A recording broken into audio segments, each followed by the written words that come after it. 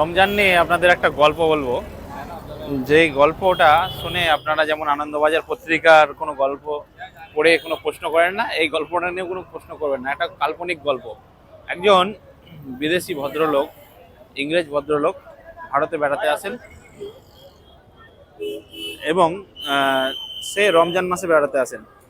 তার সাথে সে সারা রাত ট্রাভেল করেন ভারতবর্ষে, সারা রাত ঘুরে ঘুরে দেখেন মুম্বাই শহরকে। এবং তিনি তিনি একজন মুসলিম বয়স্ক মানুষকে জিজ্ঞেস করেন যে কিসের ফেস্টিভ্যাল চলছে। তো সে ইংরাজিতে বলে যে ফাস্টিং এর উৎসব চলছে, অর্থাৎ উপোসের উৎসব চলছে, অর্থাৎ না খেয়ে থাকতে হবে। তো সে মুম্বাইয়ের পরিবেশ দেখে বা আশেপাশের যত পরিবেশ দেখে, খাবার দাবারের পরিবেশ দেখে বলে এটা খাওয়ার উৎসব নাকি না খাওয়ার উৎসব। তো তার দৃষ্টান্ত আমি দেখাবো আপনাদের, যে দেখেন মুম্বাইয়ের বুকে অলিতে গলিতে খাবার দাবারের যে মেলা, সেইটা দেখেন।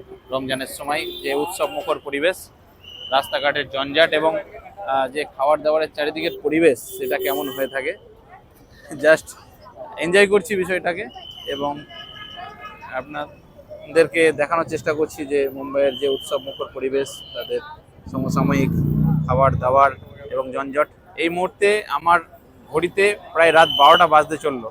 মুম্বাই নেভার স্লেপস আর কি, মুম্বাই যে শহর কখনো ঘুমায় না। তো সেই রকমই একটা পরিবেশ দেখতে পাচ্ছেন।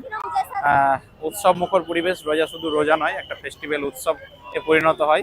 এবং যে গল্পটা দিয়ে আপনাদেরকে শুরু করলাম, সেই গল্পটার সাথে মিল দেখতে পারবেন এই মুম্বাই শহরে। এই গল্পটা আমি শুনেছিলাম কারোর মুখে, আপনাদেরকে আমি শোনালাম।